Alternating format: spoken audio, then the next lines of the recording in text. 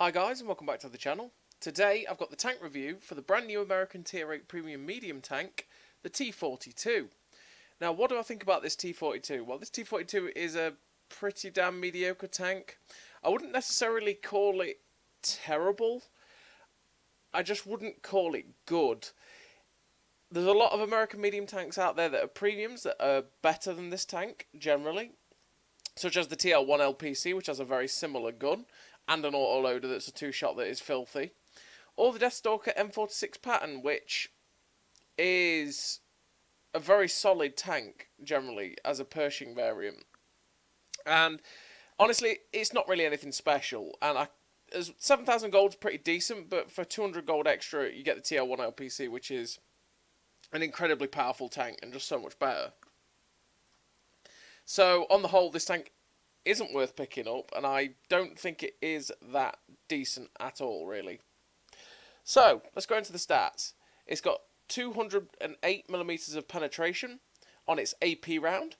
It's got 268mm of penetration on its APCR round, and 45 penetration on its HE round. Now 280 pen on this 90mm gun is very nice, and 370 on the HE is also pretty damn nice. That means that if you face against lightly armoured tanks that you can pen with 45mm penetration, I'm talking about light tanks here, or artillery, it means you can put some good amount of hurt into them. And I mean, when you're coming against artillery, it means there's quite a lot that you will just one-shot with that, which is pretty good. But the 280 is nice in this 6.0 world where you low roll all the time, because you actually tend to do about 240, 250 damage. So it feels like you're doing a decent amount for the tier with a reasonable reload for it. 1400 hit points is about average, I want to say, for this tier for the American medium tanks, and yeah, you can see it there. It's about average, that's okay.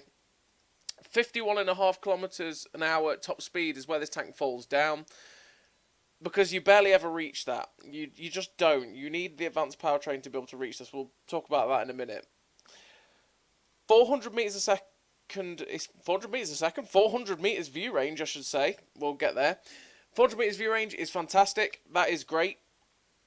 Most tanks at tier 8 that are medium tanks tend to get about 380, so all 390. So 400 is a fantastic view range to have. If you can kit that out with coated optics and situational awareness, stuff like that, you will have a very good view range for this, and you can get a good amount of assisted by spotting out with it, which is nice.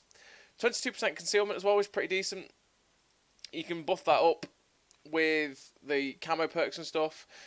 But yeah, you need a little bit of help with this top speed to not run a camo net, basically, to help that concealment rating. So it's got a 6.59 round a minute rate of fire with a 9.1 second base reload. You can get that down to about 6.8 seconds, which is okay for 280. It's not too bad, and if you boost with food, you can get it down to like 6.4, which is, yeah, for 280, that's pretty decent, because you're talking probably 0.4, you're talking about 6 seconds and maybe a bit less for some tanks that have 240 alpha, or like the CS53, which is like 6 seconds for that 300. But you know, so the reload isn't that bad. It's usable, and it can be okay. The one thing about this tank that is fantastic is the gun. 2 seconds aim time is great, and a .33 accuracy is also fantastic. Obviously 6.0 is a thing, which means that accuracy doesn't mean as much as it did, but that means that you don't actually have to run vert stabs. You can just buff it up with the crew skills and it'll feel great anyway, and then you can save the equipment slot with the vert stabs. Instead of using those, you can use stuff like powertrain to help the mobility of the tank. It's got 10 degrees of gun depression, which is nice. It means you can work a ridgeline perfectly fine. 216mm of turret armour on the front, 64 on the side, and 76 on the rear. Now, the armour on this tank is pretty bad, generally. It's not what you just don't expect. Don't expect to bounce anything with this tank, really. Because, as you'll see here, the upper plate is complete trash. The lower plate is complete trash. This hull is trash, but then that goes for a lot of medium tanks at tier 8 with the Americans. The hull armour is just not very good. So don't ever expect to bounce anything. If you're thinking about like the TL1 LPC, this angled upper plate that it's got means you can ricochet quite a few shells and you can use it to side scrape pretty decently and bounce a lot. This tank will not bounce stuff. You can side scrape, it does have the good side armour for it, but there's little spots that you can get caught if you overexpose a little bit too much. Plus the turret being what it is, yeah, if they catch you in certain areas, they will pen you. And that's really annoying. So the turret is one of the points that can be okay, but if you're on flat ground, you've got a cupola, which is easy to pen.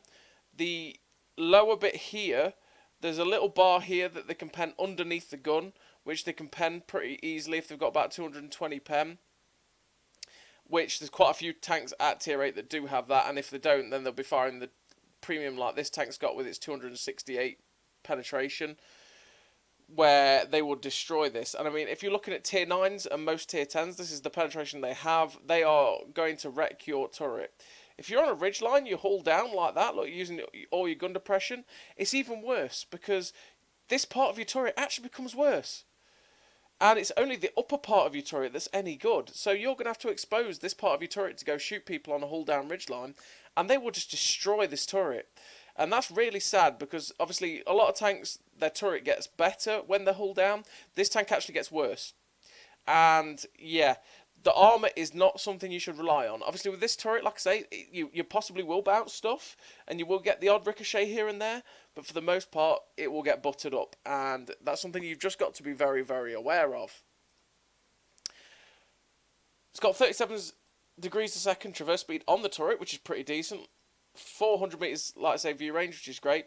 The 51.5 kilometer an hour top speed with a 14.8 horsepower per ton, that's not that great. And honestly, it really struggles on flat ground to get anywhere near 51 kilometers an hour. And that's why you need the advanced powertrain over the traction system, because you need the extra 5% horsepower to get it to go at least up to 51 kilometers an hour and just give you a little bit of oomph in the engine to be able to get anywhere generally. And that sluggishness is really frustrating, coupled with the poor armour. It just makes it a very, very mediocre and underwhelming tank, to be honest, for me, personally. The only good thing about the tank is the gun. But, hey, well, let's send you over to the garage bit where we'll go over the commander skills and the equipment setup for the tank. Yeah, on the whole, I'm not the biggest fan of this tank. But anyway, I'll see you in the garage. So here we are in the garage with the T42. And it's not a bad looking tank. It looks really nice. From the back it kind of looks like a M41 Walker Bulldog, kind of. But it's actually the M46 pattern turret with 90mm gun and the T69 hull. Well, it looks like the T69 hull anyway. And that hull is garbage. The turret armor's meh. I don't know, unfortunately, it's just a very mediocre tank. Let's look at the equipment setup. So I run the advanced loader, advanced optics, and advanced powertrain. You want the loader because you want to make that DPM as good as possible. Honestly, the reload is a little bit slow, and having everything to make it quicker is definitely a nice thing. Optics, because well, you have 400 meters view range, it's really nice. You want to be able to make that view range as good as possible, because that is a very good strength of the tank. So making that strength even better is exactly what you want to do. And the advanced powertrain, because you need that horsepower. You need the extra horsepower boost in the engine, because it's just not good enough. It doesn't reach 51.5 kilometers an hour at all without this advanced powertrain, and with the powertrain it still struggles up to 50 kilometers an hour. But it's a lot nicer, and it definitely feels a little bit better with the powertrain than without it. So that's why I run this instead of, say, vents to make the reload better and other stuff better. And I couldn't recommend running the traction system on this tank, because there's no point giving it 10% extra speed if it doesn't hit its top speed. And that's something I'll always say with these two pieces of equipment, is that if a tank doesn't reach its top speed, there's no point adding an extra 10% to that top speed, because you're never going to reach it and you're never going to feel the benefit. You always want to run the powertrain to get that extra speed and that extra grunt out of the engine. So that's why I run that. In terms of my ammo loadout, I run 37, 20 and 3. 20 because it's really... I faced quite a few tier 10 games in my play session with it. So you want the 20 rounds, but this APCR is also very, very, very good against tier 10s, and that is quite a nice thing about it.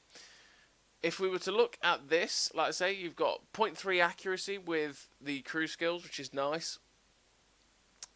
You've got, like I say, 914 AP velocity, which is very slow, but then 1410 on the APCR velocity, which is very quick, and that is really nice, okay? And that is a very good feature of the premium round, which is good to have. So you end up getting 14.8 horsepower per ton out the thing. I don't know if that's actually updated with the powertrain, but that extra little bit of grunt in the engine definitely helps get you up to that top speed. So what's the crew I've been using in this tank? Well, the crew I've been using in this tank, if the filters want to not reset themselves, is Born Leader, Rapid Reload, Trap Mechanic, Sixth Sense, Situational Awareness, Camouflage Expertise, Muffled Shot, Steady Aim, and Run and Gun. Now, I run Steady Aim and Run and Gun because Steady Aim will make your accuracy 10% better, which is fantastic. You always want to run that skill, always. Run and Gun, well, because we're a medium tank and sometimes we're going to be moving from place to place and you might be popping shots while you're on the move at tanks.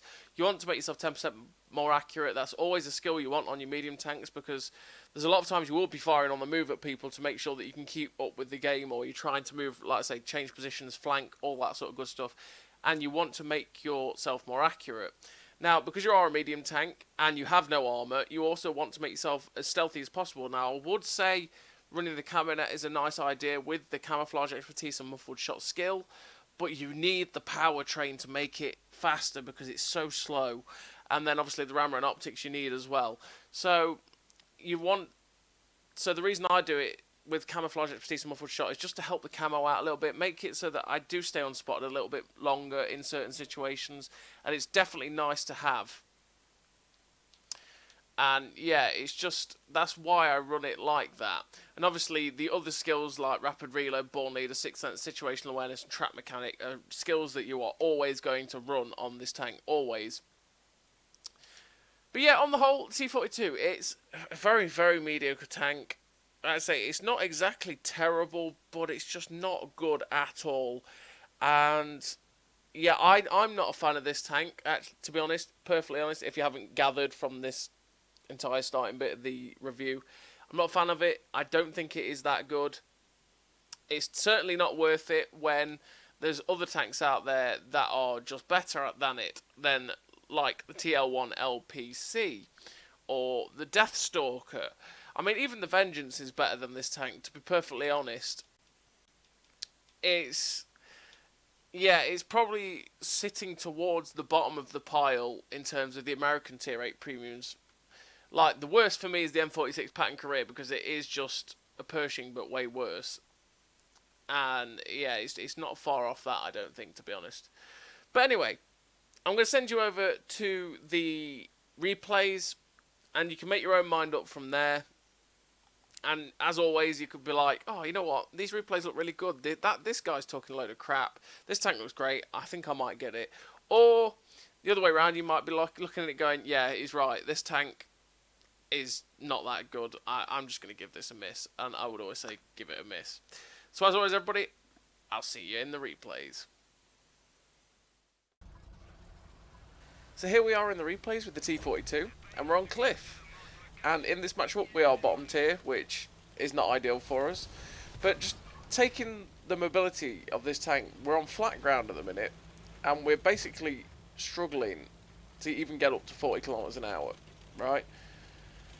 Slowly but surely, we're getting up in speed, and this is with the powertrain, by the way. Like, the mobility of this tank is pretty dang diddly poor. And it is a bit of a pain for the tank when you're trying to get into positions, especially ones that you want to get into quickly to get aggressive shots at people. You just struggle to do it. So it's not one that you want to quickly go and dash from position to position and think, oh, I can make it. You can't, because this tank just struggles with that. So I wanted to come up the safe route because I'm not quick enough to do the dash down the two line, and we're going to get into a position to get shots at these guys that are going to try and climb up to the lighthouse. And we've got some nice shots into the back of the T42 100, and we've got a nice shot into the other guy as well, which is good. Currently there is a bug with the T42 and its shell tracer, and you've seen that right now where it seems to fly out from the far right of the gun. It's as if someone else is shooting at the T42 100, not me.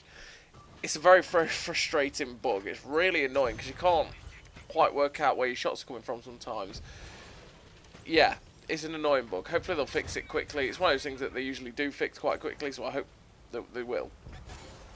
But yeah, we're in this position. We're getting some nice shots up at the T42 100 and the Progetto. Now I think there's a medium tank behind us.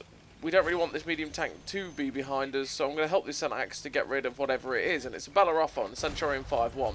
Get a nice shot through his upper plate. The Centax pops a shot at him, and he's now going to get destroyed because there's so many of us here. I finish him off, which is nice, and now we're just going to move into this little bowl area of this middle spot in cliff, because obviously from here now I can get shots up at those guys that are on the F line and the people that are harassing our guys.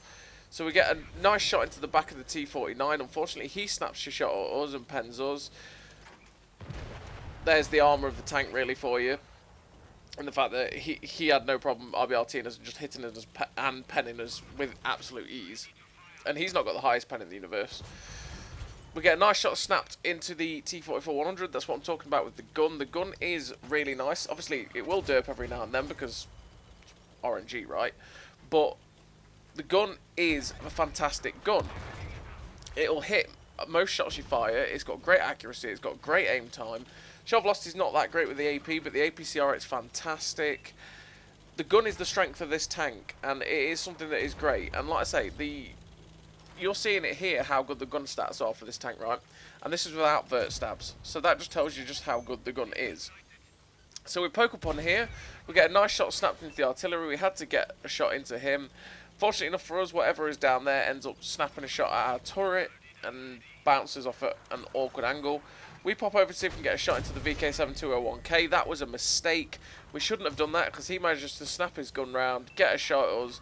I'm looking, where can I pen this guy? Well, I can't with the AP, and I don't know why I was trying to get an AP shot into his weak spot there, because it's just not what's going to happen. We've got to load the 268 pen premium round to have any chance of penning him. Now, he was looking at us there, so we couldn't quite get up to get a shot at him.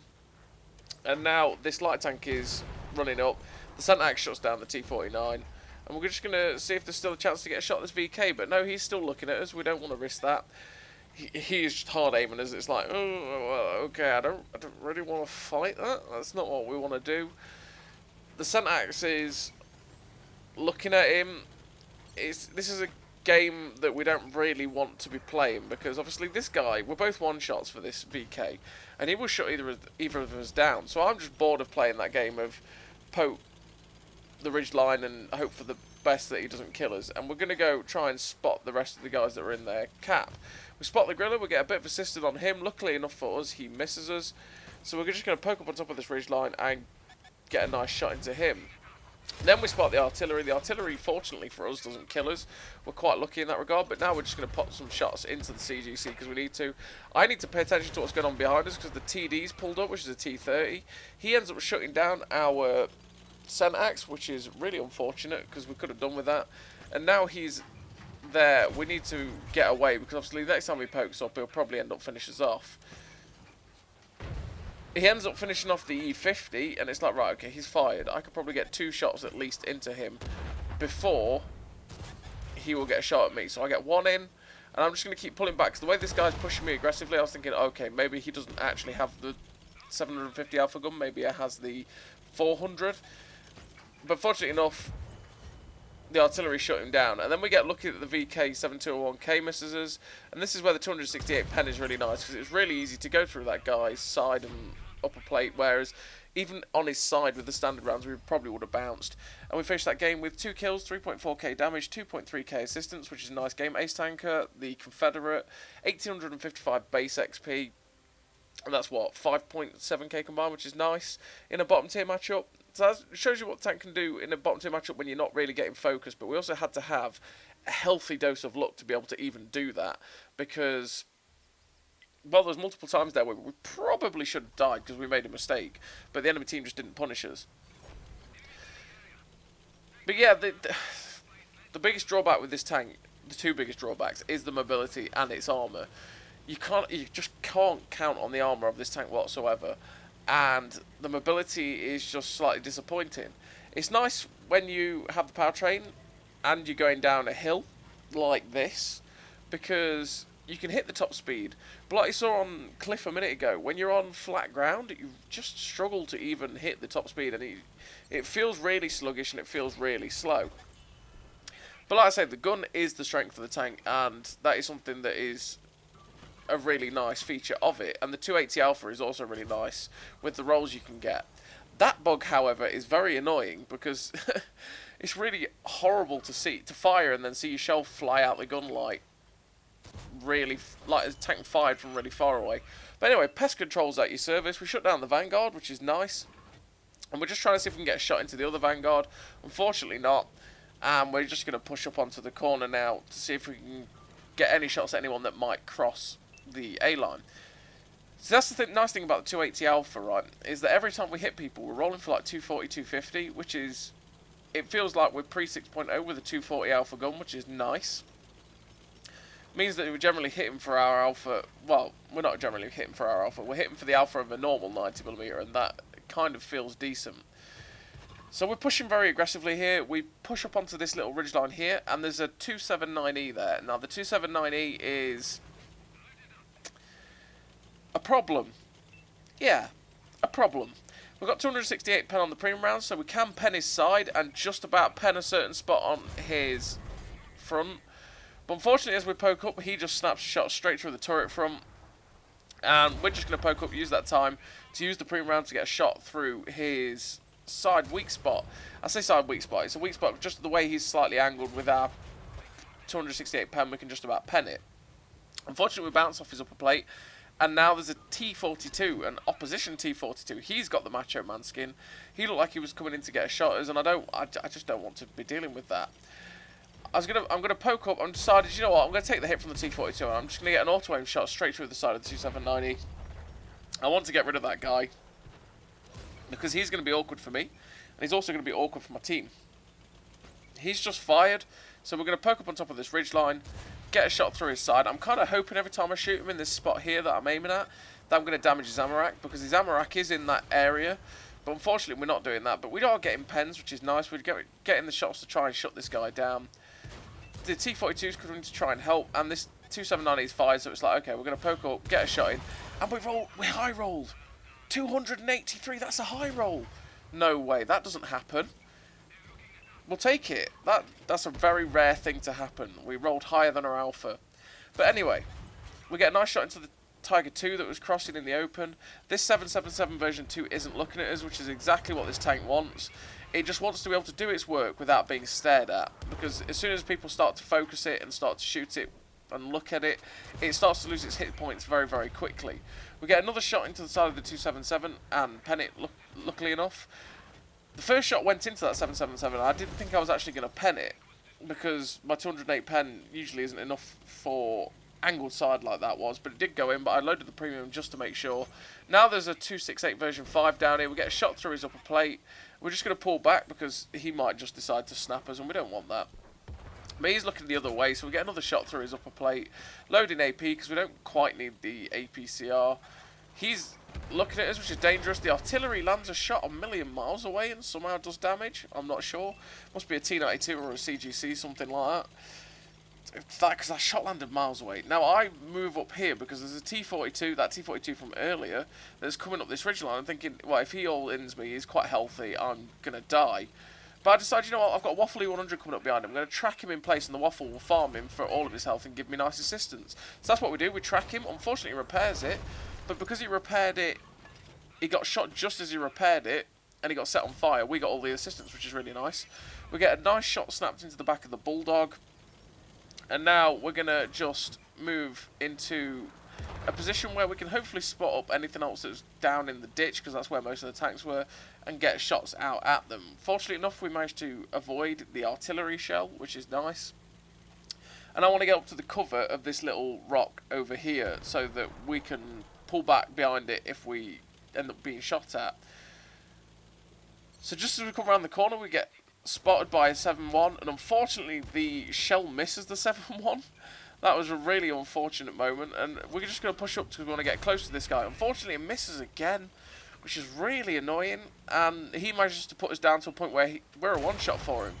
But fortunately, he drives around the corner, and we finish him off. I think he underestimated our reload with food boost at 6.4. And we're just going to wait to get unspotted before we drive around the corner. Now there's a Kampfpanzer 50T.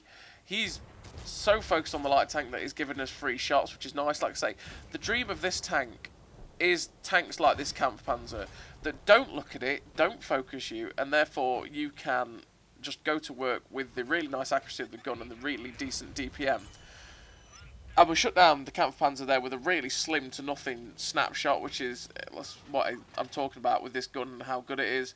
We're going to try and get a shot into the Stone Cold as he comes down. Unfortunately, we missed the shot there with a bit of bad aim, plus the shell velocity on the tank wasn't quite good enough to catch him.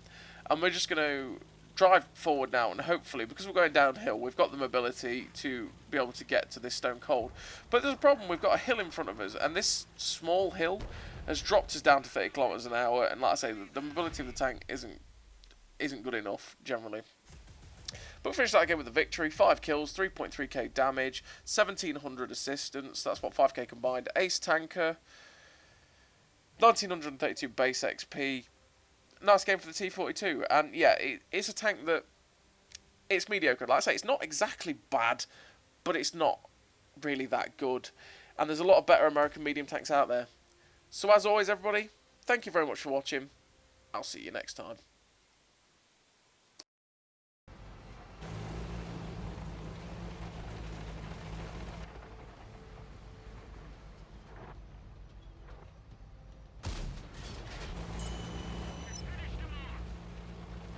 A great success!